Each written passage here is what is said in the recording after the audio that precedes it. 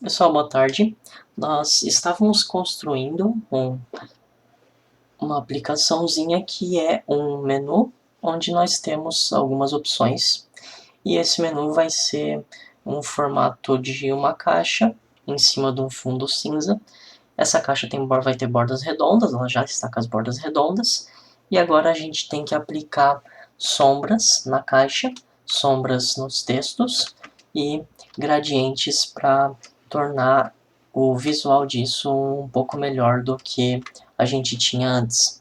Lembrando que nós começamos assim e agora nós avançamos para este estado aqui.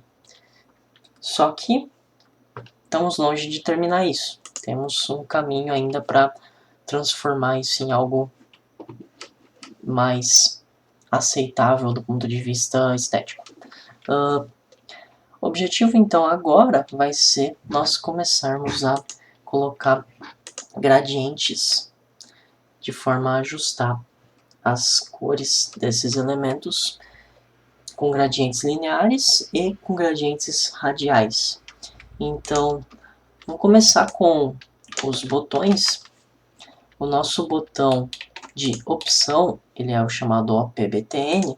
Eu vou colocar um gradiente no fundo, então background, linear gradient,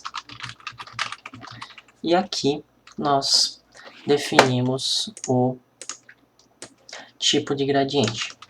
O meu gradiente vai ser invertida a posição em 180 graus e as cores vão ser essas daqui.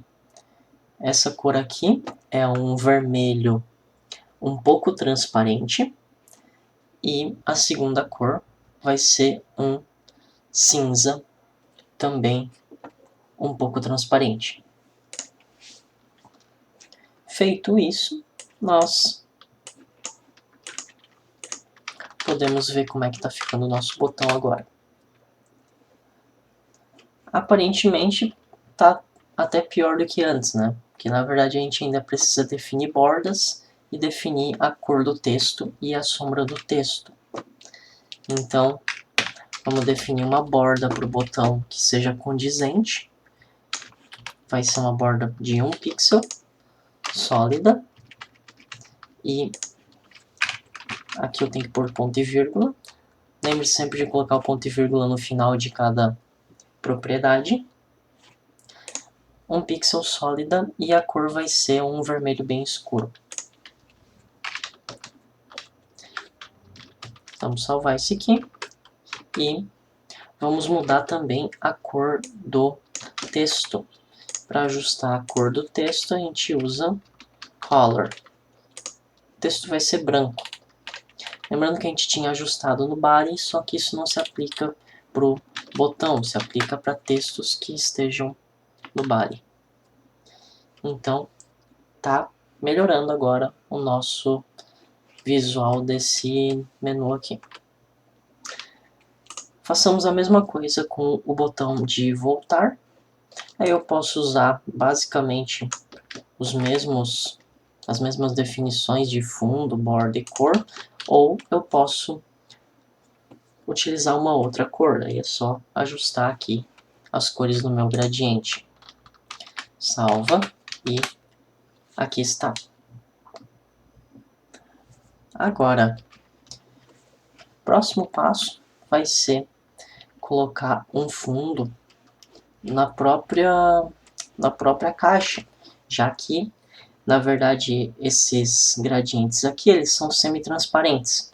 Se eu mudar a cor de fundo da caixa, vai acontecer de esses gradientes mudarem um pouco também junto com a cor de fundo, já que eles não têm cor opaca, eles têm um pouco de transparência.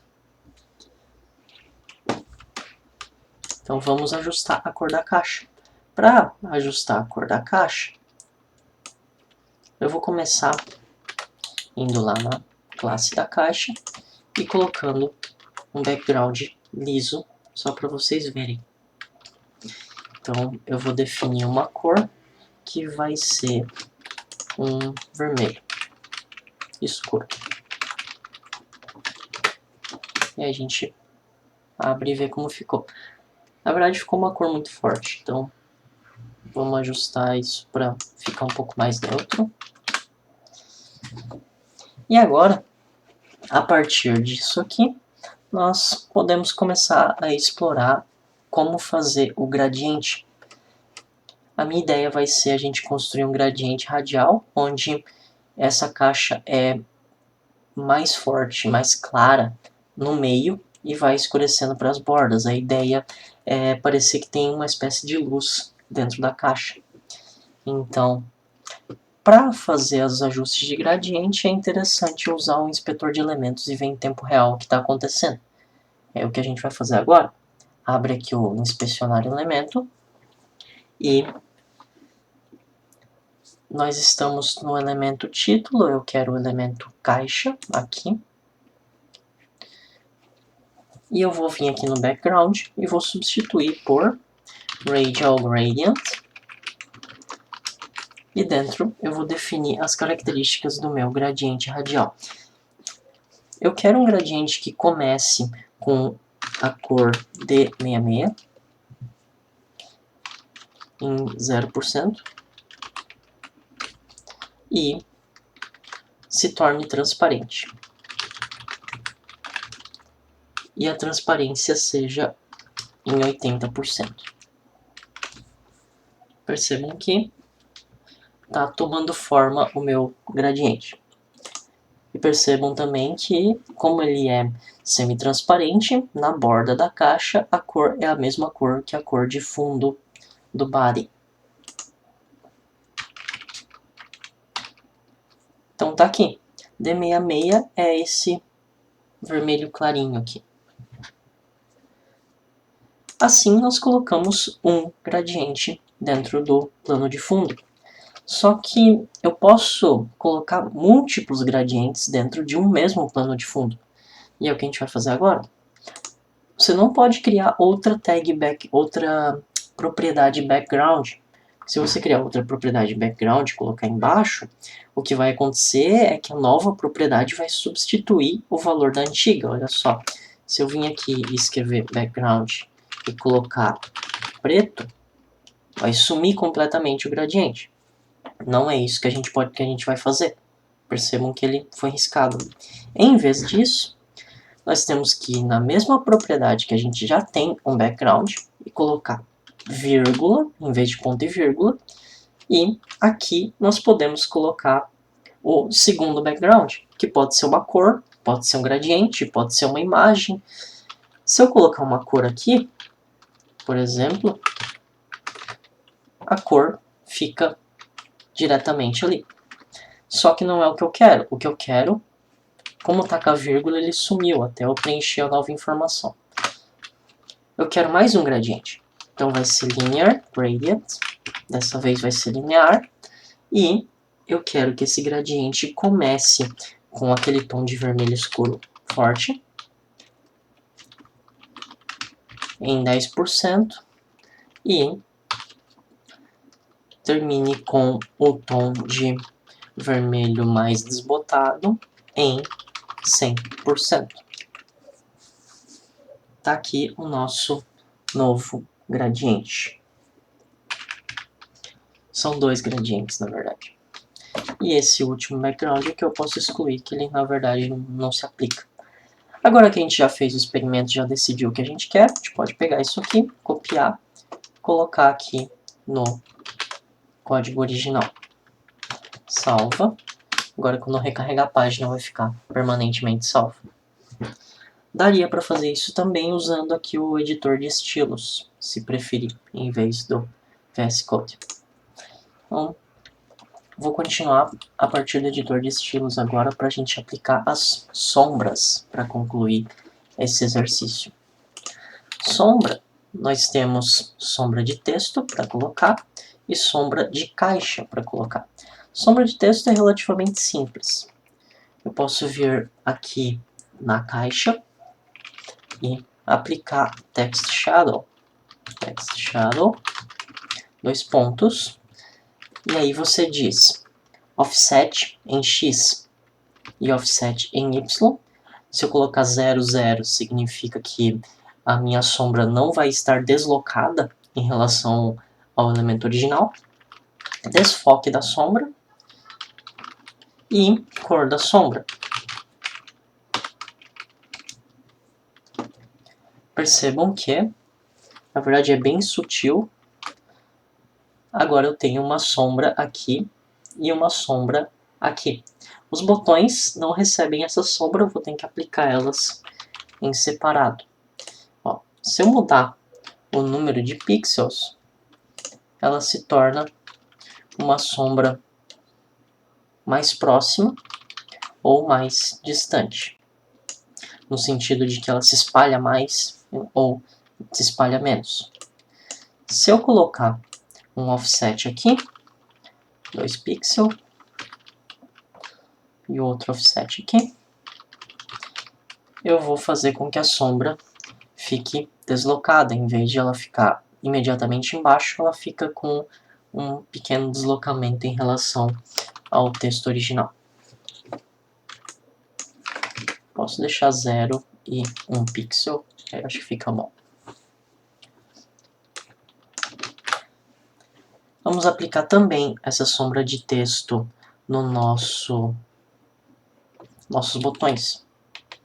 Então, vem aqui no OP-BTN e no voltar BTN, aplica a sombra de texto. Salva. Dá para salvar diretamente aqui. Aí tem que ter o cuidado de que o VS Code não sabe que isso está acontecendo, é melhor não deixar aberto ao mesmo tempo.